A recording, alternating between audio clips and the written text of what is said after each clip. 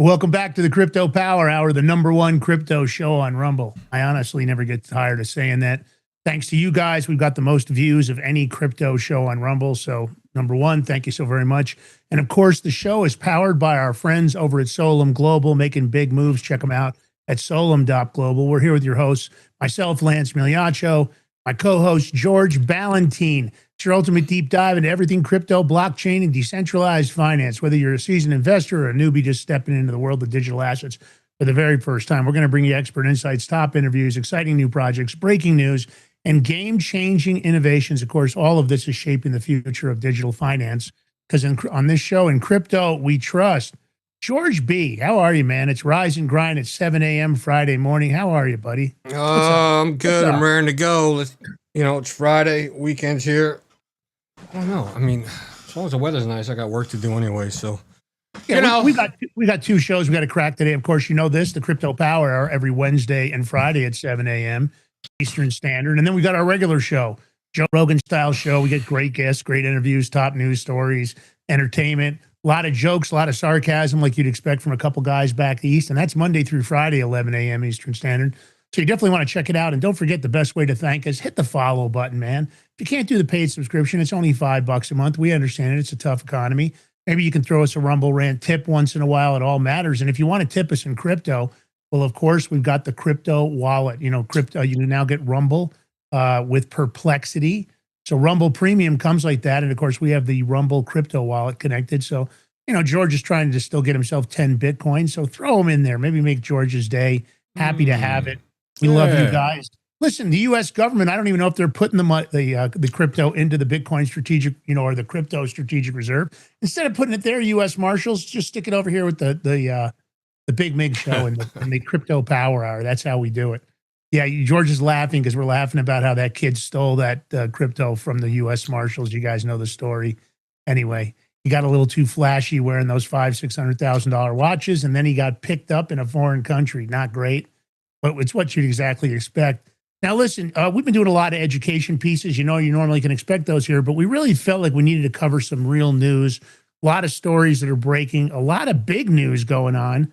And of course, that's what we do on this show a lot of times. We want you guys, again, nothing on here is financial advice. Everything here is all about educating you. So if you talk to your own financial advisors, because a lot of the tokens we talk about on the show, we own them.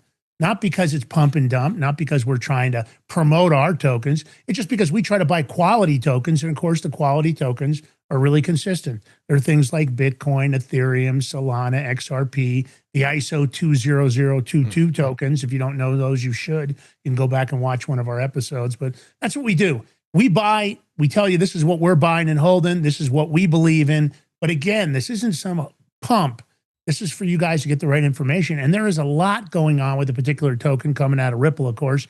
You guys that do watch the show and know it, XRP, I think it's around $1.30 or $1.40 right now. But the whales, they have got a feeding frenzy going on, George.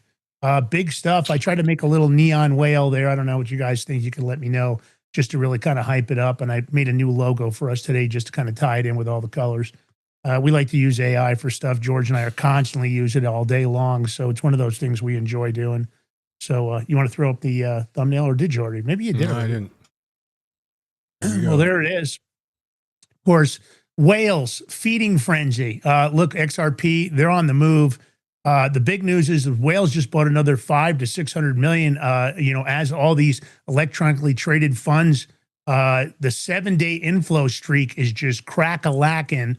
The accumulation has now climbed to a 10-month high with large wallets, of course, buying more than 11 million tokens, not in total, per day. That's roughly 500 million worth of XRP scooped up over the past few weeks. Of course, the XRP ETFs pulled in 55.5 million in net inflows, and it's higher. This is just mid-April. I'm giving you the numbers that are reported from. Of course, we're further along than mid. So there's more than this going on. The strongest week of 2026 yet. This is a 7-day streak with no outflows. Nothing but positive news about XRP. Japan talking about replacing their entire banking system with XRP now and Ripple's back end.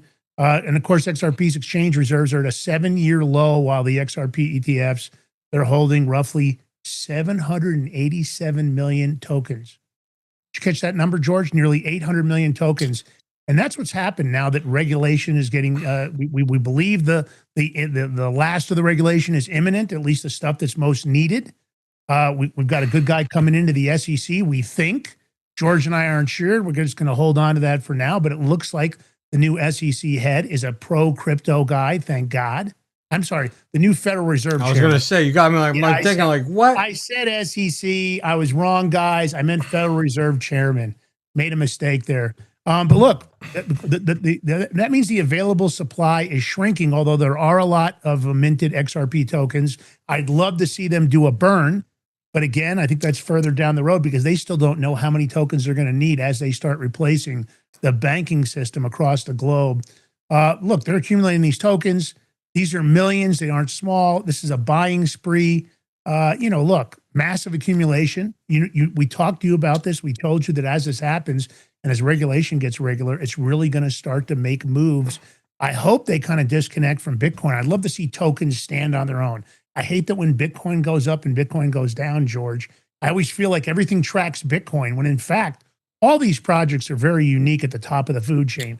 Ethereum, Solana, and XRP. I don't feel like they should be pegged directly to Bitcoin. Do you? No, but this is like, we got what? We had this one whale, what 500 million worth of XRP, right? It's not a single whale. It's hold on. whales. Okay. But, okay. I'm sorry. Go ahead. But what's not multiple whales now? Okay, buying all these XRP tokens, but the price is just staying stagnant. You would think that anybody, I don't care if it's a whale, whatever it is, buying this much amount of XRP, that the price would start scaling up more. Listen, a lot of people think that right now this token should, at a minimum, be between $7 and $10. That's regardless. That's at a minimum. Okay, but no, I hear you. No, but hold on. I'm telling you that's what the market thinks. Okay, but you have how much XRP was bought by these whales? Well, look, here's $500 million in XRP. Yeah, but you got to look at the big number here. The big number is 7 billion tokens have been moved off exchanges by these whales. So that means the liquid supply is dropping. So you're right. The numbers should be going up because that's 7 billion tokens, George. That's what's not making sense to me. Yeah, I agree. I mean, this is really high conviction buying is what we're seeing. A lot of large holders. A lot of the holders are holding more than 1 million tokens. Those aren't returning to the market. It's not like they're selling them. They're buying them short and selling them. Listen, the support floor, there's no doubt, $1.20 to $3 and change. There's this heavy support because that's where a lot of accumulation happened. So I think the reduced supply, we should start seeing some moves. I don't know. They're still minting tokens, right? They're still releasing tokens into the supply. That's how XRP is making additional funds. There is going to come a point when they're going to stop doing that. But the electronically traded fund inflows from these big institutions are really part of it. And that's going to continue because there's more and more of those applications being submitted right now. So, look, when you start talking about these kind of moves, when you got these guys holding between 1 million and 100 million XRP, and when you think there's only 21 million Bitcoin or less, maybe even 25% of that supply is gone for good. We don't know where Satoshi Nakamoto's wallet is or what, who controls any of it now. There is some announcements. We're going to talk about some news when it comes to quantum computing, but these large holders are accumulating and they're doing it during the flat and fearful pricing. They're doing, dollar cost averaging. They keep adding to their reserves, and it's big. This is big stuff here. You don't see any other token selling this number of tokens. You just don't see it happening anywhere besides XRP. No, not in that sense. No, because even Bitcoin's not even moving the way it should be moving. I mean, XRP is moving because look, XRP is making moves. You cannot deny that because you see it all the time. The moves. You got Japan is jumping on board and they're adding more XRP to their systems, and not only them, but who was it here that just did something? I can't remember who it was, Lance. Oh man, it's on the tip of my tongue. But it's so when it comes to anything replacing the Swift, XRP is a front runner. Will it happen totally 100%? I don't know. We'll see. But we do have like Lance was saying, we do have a great Fed chair pick who's just got to get nominated, confirmed. I mean, by Senate We're just waiting on that. But he's a crypto guy. He's a crypto Fed chair guy. So I think it's big. You it know, is. The whale accumulation indicator just hit a 10-month high. You know, so you got to look at what's going on here. These buyers, you know, they have pulled serious supply off the market too. You know, the XRP's exchange reserves have dropped by 57% since October of 2025. You know, so you're talking about tens of millions of XRP leaving in a single week. And whenever I think you see this and you start seeing the best numbers, right, that these are the highest numbers, that's got to be a signal. It's got to be that a lot of people know more than we do even. And, you know, a lot of people thought, okay, well, there was a bunch of outflows, you know, because of the Iran war. But the outflows really weren't XRP for the most part. A lot of the outflows hit other tokens. Bitwise and Franklin Templeton, you know, they led the April rebound. Bitwise's XRP ETF has pulled in 39.5 million this month alone. It's the second strongest month since its launch. And you got Franklin's XRPZ, that's their ETF. And they've added another 22.7 million. So this steady buying just goes to show that a lot of people really have confidence in where XRP is going. And I think whenever you look at what the whales are doing and all the ETF signals and the big institutional signals, you have to think, okay, should I own some XRP? Now, on my end, it's a strong yes. George and I continue to buy. We try to go dollar cost average when we have some extra money in our company. So we always try to add to our XRP bag. The point of the matter is it all adds up. And at this price, I don't know if you can afford not to buy some. Again, not financial advice.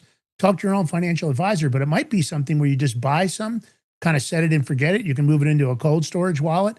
I bet you would have loved to have had somebody told you that when Bitcoin was taking off. And I am not comparing Bitcoin to XRP. I think XRP has way more utility. Bitcoin is a store of value. XRP has real utility. You see what's going on with the SWIFT system. So, you know, let me ask you your opinion, George. Do you think XRP is quiet?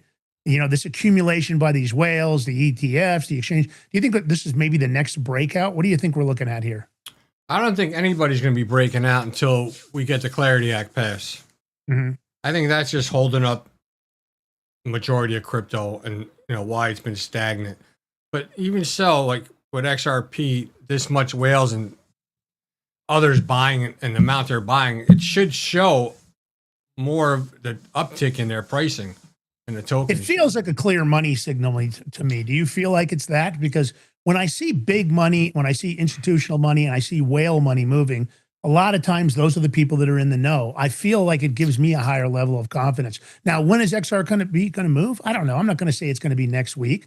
I'm telling you that this is one of those things you don't want to look back and think, gosh, why didn't I buy some? I had some extra money. I should have done it. Because everybody thinks that about Bitcoin. Every time I talk to somebody, you know, I was thinking about buying some of that in 2010. Every time I think about it, I kick myself. Well, you know, it's not the same token. I'm not suggesting this is Bitcoin. I'm suggesting here's the difference, Lance. Yeah. Here's the difference. I don't think people are grasping. You see people, and not only in the States and in other countries. Oh, we're now accepting Bitcoin payments, this and that. Most of your Bitcoin holders want to hold it. They don't want to use it to buy something. It'd be a waste. They'd make that money back in a day or a week. That's where the disconnect is. XRP, yeah, sure. Regular USDC, sure. I don't even think Ethereum would work out for that. But right now, George, you should go to solo for a minute and say that again. I want to make sure the audience heard what George just said about Bitcoin, because this is an extremely valid point. Everybody I know that has Bitcoin, they're not going to use it for payments. You want me to say it? I want you to go solo and repeat what you just said. I think it's that important. Okay. So you see countries now saying they're accepting Bitcoin payments for purchases, vendors, even here in the States. Here's the disconnect, what people, these corporations or companies are not understanding. Bitcoin holders are not going to use their Bitcoin to buy stuff. They're buying Bitcoin to hold and make money. Why would you want to use your Bitcoin to make a purchase when probably in a day or two or a week, that Bitcoin's going to go up and that will more than cover your purchase right there. It doesn't make sense. People will use smaller amounts, XRP, USDC. You can say Ethereum. I think people would hold on to Ethereum too. maybe Solana if the price is lower. But that's where the misconception is with a lot of people with Bitcoin. They're not going to. You'd be crazy. Me personally, I would never ever use my Bitcoin to make a purchase. Hell, I'll use my Bitcoin. I'll use it for collateral to buy a house. It's still my Bitcoin. Duh. So this is what these companies, corporate, everybody's not seeing. Why do you think the government's, or not only Bitcoin but others, but using it for reserve? Because it's going to go up in value, and the reserves will go up, just like gold. And that's why we they don't would have love any for you to gold. pay in Bitcoin. But everybody I know, George included, myself, that's holding Bitcoin, we're not even thinking about selling it. We're not even thinking about trading it. We're sure as hell not going to pay for a pizza or a coffee or whatever else people are suggesting. Now, that is the difference because, in my opinion, it's a store of value. It is not a utility token. It is not a blockchain need. It's a store of value. A lot of people, compare it to digital gold. I personally think that all the tokens that actually the header hash graphs and the XDCs and the XLMs and XRP, these are the tokens that are going to be put into real world use. And potentially looking at banking systems, it might take the entire SWIFT system that they've got currently and say, hey, I'm going to update to Ripple. I'm going to do this. You already know that there was 3,000 plus Ripple contracts that were in the Ripple lawsuit with the SEC, 3,300 of them. The majority of them never been announced. They still haven't brought them out. Because again, what's the strategy behind the scenes? I don't know. Some people have speculated that the U.S. government might use XRP to pay off the debt that they might transfer from the digital system or the actual dollar system we're on right now with the Federal Reserve. I don't know if it's true. I know this. XRP is inexpensive right now. And at $1.30, $1.40, $1.50, $2, $3, I don't think you can afford not to have some. Again, I'm not telling you financial advice. I'm telling you an opinion. George and I read a lot, and what George just said is right over the target. All right, let's switch Did you gears. just say XRP is $1.44? Where are you getting those $3 and changes? Those days been long gone for right now. We were trying to get there. I believe that XRP and $1.40 to $3 and change is a buy. That's what I said. I didn't say it was $3 and change. Buy. I said that it's a buy because let's face it. If you went back so to wait a second. So what are you telling? Hold on. I disagree. Let me finish. If you went to 2010, 2011, 2012, and you could go back and buy Bitcoin during that time period, would you now say Bitcoin's a buy? At 2011, 12, 13 prices? Sure. Of course, because you have something to go off of. I am predicting that anybody that doesn't buy XRP, and this is my own personal opinion. Again, I'm not giving you guys financial advice. My opinion is if you don't have some XRP, and I'm not telling you that's the only token to hold. I'm telling you if you don't have Lance, some, I think you're missing a point. You said XRP from $1.40 to $3 and change is a deal. You didn't say deal, but okay. I said I think it's a deal. I think it's a bargain. That's what I said because I was suggesting that if you can buy it for $3 and change or less, meaning that you can buy it for $1.40 now, it's a smoking deal. I'm saying that it's a deal. It's an amazing deal because I think that in the future, we're going to look back at this discussion on this show and you're going to say, geez, why didn't I listen to George and Lance? That's what I think. I think even when XRP goes up to $5, $6, $7, $10, it's still, I agree. You got to buy it. I agree. I'm just giving them a timeline to go off of because I believe if you buy it cheaper, you make more money. That's what he's saying. So buy it cheaper. Yeah. All right. Let's talk about HBAR. Let's talk about Hedera hash graph. Hedera just expanded their developer flexibility with new airdrop and monetization upgrades. They're attaching programmable logic to accounts and contracts to execute automatic business rules without altering any of their protocols. And they're adding airdrops and monetization. They've got a HIP 904 and a HIP 991 proposal to optimize mass asset distribution. And of course, they want to create personalized revenue models, just like every other token does. But they are figuring it out how they can perfectly integrate into the chain and make a big difference. They're talking about security and self-custody. Developers can now program advanced transfer conditions, which allows the user to always maintain control of their funds. We always talk about that. Not your control, not your funds. Listen, so of course, the Hedera network is going to continue to evolve to meet the demands of developers and companies. They're looking for scalable, distributed ledger infrastructure.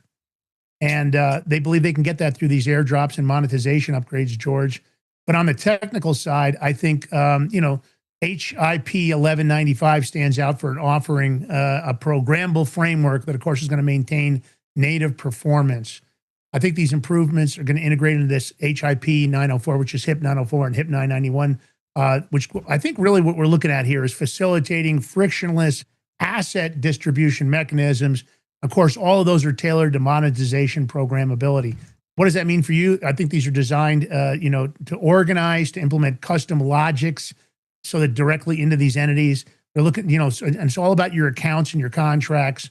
They want to be able to operate in these two layers. And what that should mean for you is faster transactions, better deals, efficiency, and I think, for this, you got to look at the practical use cases, like limit orders on DEX, right, on DEX, without the need to lock tokens in external deposits. This is going to allow users to maintain, of course, full custody, which I think is a top priority, until the exact moment on an exchange is executed. So no preloading where you got these drag times. They're trying to cut down the drag times in between transactions, George. Yeah, and I just want to clarify something because I know when I seen this terminology, I was like, huh? So airdrop, when airdrop with crypto is different from what you think, like an airdrop from your phone and stuff. Crypto airdrop is it's a marketing strategy, and you'll see people, where blockchain, there's projects on the blockchain, whatever. They'll distribute free tokens or coins directly to users, and they'll send it to your wallets to boost awareness. And usually it happens with like early adapters and stuff, or just promoting a new project. I've yet to get any airdrops. I've tried, but I don't know if Lance, you get any? I didn't get any, never got any. No, the only thing we have working for us on that one wallet is we get staking rewards. And I think we have gotten some really tiny airdrops. I think it's called Flare. And I think we've received a couple of free tokens. Nothing that really matters, George. No real deal. I've never gotten any direct airdrops myself. Flare, I think it's Flare. I'll go look it up. Every once in a while they show up in there, and I think that's an airdrop linked to something. I'll look at it and give you the details. I don't know if it's Flare. Don't quote me on that, but yeah, I remember seeing some really minor amounts of tokens we received. But you do get airdrops related to tokens. But George and I try to buy quality products, and normally the quality products don't have as many freebies connected to them. But we do get staking rewards every single week. We have staked a lot of our crypto. All of it can be, turned off within, immediately up to maybe a max of like 5 days. So we're always really liquid. And of course, the staking just goes into our wallet. And if I was going to get ready to buy something, I would use it. Right now, it's just accumulating, but it's only a couple of dollars at a time. It's not crazy amounts of money, but it's still, hey, it's a hell of a return compared to what you would get in the bank. And for us, it's free money. George, I think it's always important to talk about security. I don't know. What do you got? Give us the details on this Homeland Security. We got a lot of all different security stuff. That's why it's got like this. So you have the House Homeland Security Panel. They opened up a hearing on crypto fraud and digital extortion by transnational criminal networks. Now, this is the most urgent crypto scam news on Capitol Hill, which arrived actually this week. It was early in the week. I think it was Tuesday. As a Homeland Security Committee held a joint subcommittee hearing on how these organizations are defrauding people. They're using online scams, phishing scams, whatever. They're just scamming to steal and extort from Americans. Now, the this is the 2024 Internet Crime Complaint Center report documented. Listeners, check this out. $16.6 billion in total scam losses, with crypto investment fraud alone accounting for $5.8 billion. Yeah, that's crazy. That's a big number, man. And they need to, because these transnational gangs are getting more and more and more sophisticated. And I think the bottom line is you have to look at it from that perspective, because again, it's all about security. What else? Well, so there's look at this. Stuff they're talking about, huh? Yeah, you have this one. It's the Hunain Group. It's Huione. That's how you say it. They're based in Cambodia. They're a big conglomerate that is designed by FinCEN as a primary money laundering concern. And they received, check this out. This is crazy. $39.6 billion in 2025 alone, functioning as a core financial infrastructure for scam networks. Hey. So the U.S. authorities actually seized more than $15 billion in illicit proceeds tied to a scam activity in 2025. And they sanctioned 146 Prince Group targets in October. This is marking some of the largest enforcement actions in crypto history. Wow. Now, I wonder, Lance. Yeah. The authorities seized more than $15 billion in illicit proceeds in crypto. Where did that $15 billion go? Did anybody that got scammed get any? How do we know the track of it? I'm just putting it out there. Question. It's a very good question, and I don't see them announcing. Right, I don't see them making announcements that they just moved another $2 billion into the strategic reserve. It seems like a lot of smoke and mirrors. I'm not. Let me be clear, guys. I'm not saying it's going on. We're just suspicious. Maybe it's just the nature of us, and this is both sides of the aisle. We might be conservative leaning, but we love all Americans. I don't care liberals, the conservatives, they're all under the same house. To me, it's one side of the world, there's the government, and the other side of the world is American citizens. I'm concerned. I don't think they've done a great job in managing stuff. And I'm worried that if they are seizing this, what's happening to it? Are they selling it and not telling us? Because they told you all seized Bitcoin. Now, again, some of it gets returned to the owners. When owners get defrauded, they're going to get their Bitcoin back. But I'm sure that some of the owners don't even know this was seized. What if the Prince Group was a big group that was doing pig butchering? Maybe you would Lance, never know. You want to know something? You always bring up pig butchering, and I was waiting because the pig butchering model is the dominant scheme for scammers. Scammers build trust with victims over weeks or months through fake relationships before directing them to fraudulent crypto investment platforms. Yeah. And once you deposit your funds, those platforms close. Done. So, and Lance always brings up pig butchering when we're talking about security and stuff.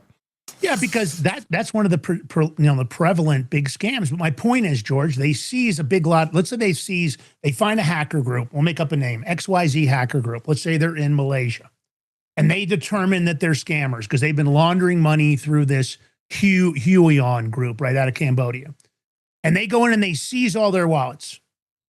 Are they making an effort to backtrack to the victims? Because let's say there's a victim. Let's say that Lance Miliancha is a victim, and I've got 20 Bitcoin that was stolen from me by this group, and they laundered it to the Huion group. Now the government has seized it, right? The U.S. government has made a move. They've grabbed all the wallets. Are they going to come and find me? I think it's highly unlikely. And I think sometimes what I'm concerned about is if you don't know that your Bitcoin was recovered, or your crypto was recovered, or your cash was recovered, are you ever going to get it back? And if you don't get it back, is it being moved into the strategic reserve? Or is it because that particular wallet, they know they aren't going to get a hold of George or Lance to give them their 10 Bitcoin? Are they just going, oh, it's magic, it's gone. 10 Bitcoin, 600, is a big number. It's 80 some thousand or 75 or 80,000, whatever Bitcoin is today. The point is, it's a big number. So I'm concerned, just like George, I always worry about this. I'm happy they're having a meeting. Look, there's a lot of people that are getting hit with ransomware. There's a lot of people, you've seen some of this stuff when it comes to kidnappings. People flashing their Bitcoin online or flashing their lifestyle that they're a Bitcoin maxi and this and that. Look at this. The FBI's IC3 report recorded 859,532 scam complaints in 24 with 16.6 billion in losses. Now, this is investment fraud, like George said, predominantly pig butchering. It's a big deal. The scale of this is massive. It's not just, a group out of North Korea. They're not the only ones doing it. Shane Ellis has said that 2026 crypto crime report documented that the Huion group received that 40 billion in transactions in 25 alone. They take a percentage. They help those groups launder it. I mean, this is big. And the question is, it's really money laundering. It falls under the USA Patriot Act. Prince Group, and these are all Cambodian, Malaysian, Asian transnational criminal organizations. They're massive. And you know what the dominant scheme is. So, so far enforcement's kind of been half-assed. I know people that have made complaints about getting, crypto stolen from them or capital stolen from them, and not even crickets. They never even heard back from one group, one agency or otherwise. So, look at the crypto seized for Tether, George. 61 million was seized. And that was all tied to pig butchering in North Carolina alone. Have you heard of anybody getting their crypto back? And what happened to that 61 million in seized crypto from Tether? Good question. Couldn't tell you, Lance. Maybe a couple slipped here and there. I don't know. But what I do know is, do we see any help for people that do false scams and stuff? I mean, look. You can't, Congress or Senate, they can't even pass the Clarity Act. How are they supposed to get stuff done to help people that have been scammed? They probably, any crypto they seize, they probably got to deal with the Or they get taken everybody for a little for their wallets or something. I don't trust the whole process. That's why the government should not be involved in anything crypto. Just Listen, leave I'm us concerned. be. The recovery is like everything else. The FBI is quick to bring charges, but they're not often quick to help people recover their assets. They don't look at it as a top priority. They're more likely behind the scenes. What I've heard is they talk about people being foolish, thinking they're going to get high rates of returns and all sorts of nasty comments behind the scenes. So look, this is important. If you do any interaction with your senators and congressmen, your federal senators and congressmen, you need to tell them you're concerned about this. You don't trust the system. You want more transparency in what's happened to the seized assets. Are victims being notified? And the list goes on and on. So, don't sit on the sideline. If you've been taken advantage of, tell your local FBI office they're doing a shitty job and you want to know what they're going to do to help you, because that's their job. That's what they're supposed to do. I'm not saying there won't be new agencies in the future, but right now they handle most of the fraud related to these crypto criminal transnational organizations. All right, Coinbase Advisory Board warns crypto cannot afford to wait on quantum threats. George, you said it. Saying it. You said it again and again and again. You brought it up on this show. You brought it up on our regular show. I said it again and again and again. And here we are. Yep, the 50-page quantum computing crypto risk assessment. This was published this week. It was Tuesday. This is by Coinbase Independent Advisory Board. And they concluded that while today's blockchains remain secure, which they do, a fault-tolerant quantum computer capable of breaking widely used encryption is increasingly plausible that that preparation must begin now. Warning that waiting for it to be urgent is not a good idea. Now, they're talking about replacing today's signatures with quantum-resistant alternatives that could expand blockchain data sizes up to 38 times. This is just coming from one estimate in the report. And what they're saying is that the transition carries significant engineering costs and performance trade-offs. Oh. Bitcoin wallets that have already revealed their public keys are identified as the most immediately vulnerable category of holdings in any future quantum attack scenario. Uh-oh. That's a big uh-oh. Early Bitcoin, especially for early Bitcoin holders, they are the most vulnerable. They don't realize it, maybe. So, I mean, look, we keep talking about quantum computing, but there's more, right? So people are heeding these warnings. Well, guess what, Lance? Ripple revealed a 4-phase plan to make the XRP ledger safe from quantum attacks by 2028. Ripple again in the news. Again in the news. 4-phase. Yep. Let's see. I'm just gonna give you guys a summary. Phase 2 is already underway in the first half of this year, with the Ripple's applied cryptography team testing NIST standardized algorithms in partnership with quantum security firm Project 11. Working on it now. Phase 3 is planned for the second half of 2026. They'll deploy candidate post-quantum signature schemes alongside existing signatures on DevNet for developer testing without affecting mainnet. Phase 4 targets a full network amendment implementing native post-quantum cryptography by 2028 with a focus on route optimization and coordinated migration across all XRPL participants. I mean, I don't hear too many others doing big things like this. I haven't heard of anybody, but let me say this to you guys in the audience so you understand why the transition and having the security of quantum computing, being secure against it, why it's complicated. Because, the technical solution to quantum vulnerability, it already exists, but you need standardized post-quantum cryptographic algorithms. Those are being mathematically resistant to quantum attacks, because the quantum attacks, you have to realize you're talking about thousands and thousands and thousands, if not tens and hundreds of thousands of petaflops of processing power. So when you start paying attention, for example, they got to change that word, bro. Yeah. Well, if you're looking at an NVIDIA petaflops, you don't like it. Yeah, no, petaflops. They got to change that word. Because, but the point is, if you look at a small server like the NVIDIA Spark, or you look at the Asus GX10, that's an AI, computer for processing local LLM models, very popular. They only do 1 petaflop. Now, 1 petaflop is incredible when you think about desktop computing power. But when you start talking about these algorithms and you talk kind of about these post-quantum digital signatures, they're going to have to be tens to hundreds of times larger than the signatures in use today. All right. Well, I want to get to this because, XRP is making moves, right? So there's this quantum threat is real. And there's a lot of debate across the industry, and it remains contentious. So check this out. This is what's Bitcoin developers are split between optional opt-in upgrades and more forceful coin freeze proposals. Duh. While Ethereum is accelerating its own 4-phase roadmap, good for Ethereum. Ripple, I just talked about Ripple's structured approach. They're at 4 phases. So I don't know, Bitcoin developers, there is no optional opt-in upgrades. Whew. Yeah, it has to be. It has to be mandatory in order to protect people's Bitcoin, their wallets and stuff. Yeah, and that's the tough part, right, George? Don't you think that people in general have kind of a false sense of security, not really comprehending how powerful quantum computing is going to be?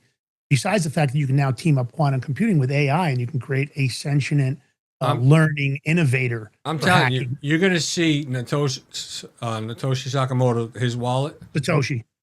His wallet, it's going to be moved to something where it's protected against quantum. George, I didn't want to tell you, I am Satoshi Nakamoto. You work for the CIA? Sometimes. Well, I'll explain it. If it gets me that wallet, I'll go full time. How's that? Listen, if you were to crack that wallet, you can bet that there will be a knock on your door from the 3-letter agencies.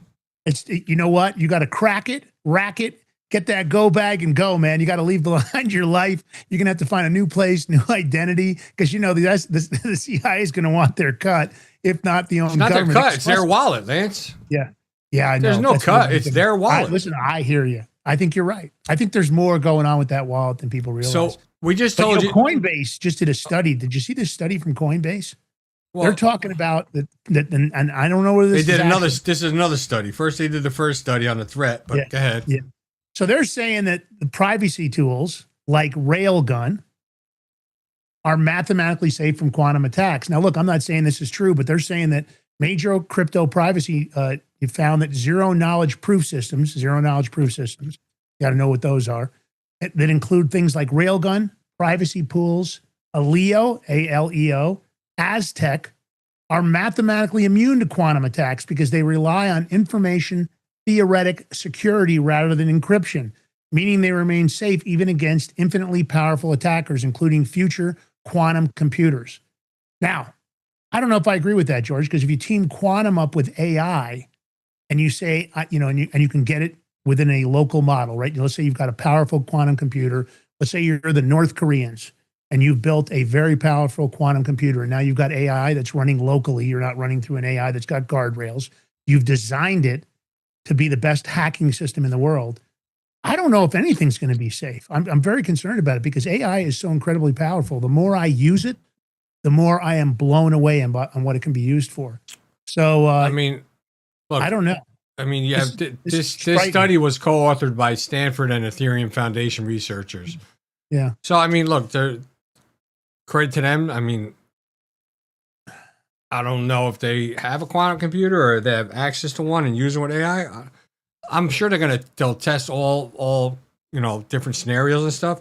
But everybody keeps saying Bitcoin wallets with exposed public keys remain the most immediately vulnerable category in any quantum attack scenario. Yep. It's going to be tough. People better move that stuff. One of the guy that lost his wallet in the landfill, well, no, can't get access to it, right? No, forget it. Well, look, ain't gonna happen. Zero knowledge proofs are structurally immune, they say, and here's why. I'll just give it to you guys so you know what this is. They're going to allow one party to prove knowledge of kind of like a secret without revealing the secret itself. So the security guarantee comes from information theoretic principles rather than, like I said, the computational algorithmic difficulties of encryption. So if you have a computer with infinite processing power, it cannot extract more information than the proof was designed to reveal. So that basically makes the property ZK-based privacy tools immune to Shor's algorithm and to any quantum attack that targets computational hardness. Now, it sounds great. I love the sound of it. Hopefully, if this is true, we'll get a broader application of this. But look, everybody's concerned about privacy. That's what everybody wants with decentralized finance. They don't want government control. But this quantum threat probably needs to be addressed in a larger way. I'm not necessarily saying that I want the governments to make the decision, but it would be great if the community made the decision and there was a protocol or a system in place where everybody worked together. All the different groups work together, the Ethereum groups and Ripple and Hedera Hashgraph and all the other coins, all the top coins. And if they worked as a team to decide, here's how we're going to solve it for everybody. That's what I'd love to see, because there's an awful lot of money that could go behind it, George. It'd be great if the community made the decision, not the governments. Of course. I mean, I don't want the government to make any decision for me on anything. I'll tell you, I can handle myself. I mean, you don't want government making decisions for you, because ultimately government making a decision for you is the government making the best decision for them. Even though they tell you it's for you, but no, it's whatever the best outcome for them. So, is there, George, any last minute breaking news? I know we're running out of time. Any last minute breaking news on where the Clarity Act stands right now? Do we know? Is there anything on your end that you've seen something? I haven't seen anything. I didn't know. I mean, it's supposed to be this month, right? It is supposed to be this month. It's supposed to be towards the end of the month, beginning of next month. But I just didn't know. I mean, we got 8 more days, right? Till the month is no 7. Well, right now, 24, today is the 24th. 7 more days, yeah. Yeah, 24. So I don't know. We'll cross our fingers. Hopefully that gets across the threshold. In the meantime, we're out of time today. If you love the show, comment, share, subscribe, hit the paid subscription if you can. It's only $5. Hit the notifications button. You'll know when we're going live. You want to be part of this. And, this is generational wealth potential. It's changing. The world is moving rapidly. You do not want to get left behind. Pay attention. Join the Crypto Power Hour here on Rumble. Hit that follow button. Don't forget to follow us over on social media. Follow the sponsors of the show. They're making big moves. They're going to bring real world assets like gold onto the chain. They've got a healthcare solution AI wallet that they're making big moves in. It's solum.global is the website if you want to check them out. And if you'd like to be a guest on this show, send us an email at info@thebigmig.com. We're interested in always looking for like-minded sponsors. With the right sponsorship, who knows? Maybe we go 5 days a week, but we need a big sponsor to do that because, of course, these shows have lots of overhead. So we appreciate everything you guys have done. We appreciate the amount of follows. We're getting thousands and tens of thousands of views. So let's get tens of thousands of followers on this account. Let's show Rumble what's going on. And don't forget to follow G. Ballantine, Lance Miliaccio, and The Big Mig Show. And be here at 11 a.m. You want to find out about the rest of the world, not just crypto. Join us over there. Maybe we'll have some details about Clarity. We'll definitely have some other hot topics to cover. But thanks for tuning in. We really appreciate you guys. George, last words, my brother. Last words. We'll definitely see you at 11 a.m. It's Friday. Have a good weekend. But if you notice, the last few shows have been cutting the time on the shows, doing like 30 minutes, 40 minutes, trying to cut them shorter. But I'm trying to possibly add another show to make up for it. Try to break up more, like maybe 3 shows a week or something. Doing a little changes, see what's good, fitting. So that's where we're at. We'll see you at 11. If not, have a great weekend. Peace. Peace out.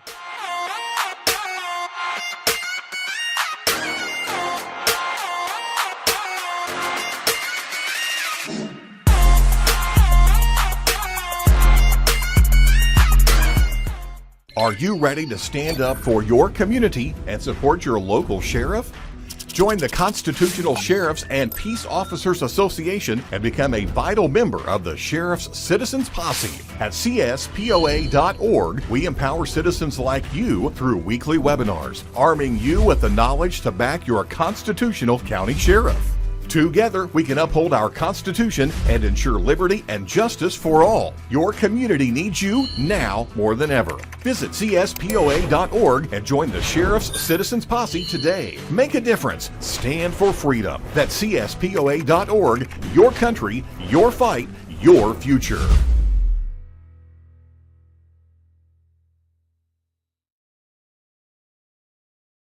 What if you could predict your financial future? And what if you could trade on it? Introducing Block Trust IRA, the future in your hands. An astonishing 88,000 millionaires were created last year from the Bitcoin boom, and you could be next. Block Trust IRA is the only crypto management firm powered by AI-driven strategies, ranked #1 in the world by Bitcoin Magazine. The Block Trust IRA platform is built for everyone, from first-time buyers to seasoned investors. Predictive AI technology that was once only reserved for insiders and elites is now available to you. It's time to leave the old buy and hold strategies behind.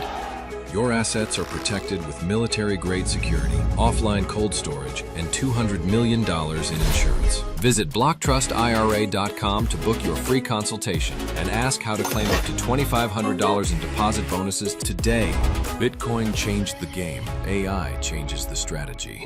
Hi folks, I'm here today to introduce you to the Prepper Bar from PrepperBar.com, the most unique precious metals product we have seen in a long time. These 62-gram bars are perforated and easily broken down into your choice of 3 different sizes to fit a multitude of needs. Whether it be from asset protection from inflation, economic turmoil, or its unique utility for barter and trade, the Prepper Bar makes a perfect gift for all the precious metal lovers out there. Exclusively made here in the USA and selling out fast. Available in both gold and silver, these slim Prepper Bars fit neatly in your wallet, and their utility enables use in any situation.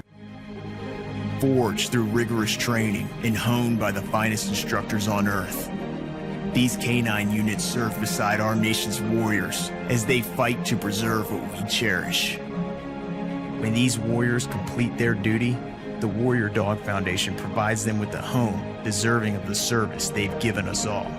At our state-of-the-art kennels, they receive rehabilitation and care suitable for heroes, because that's what they are. Be a part of giving them a future today. Visit WarriorDogFoundation.org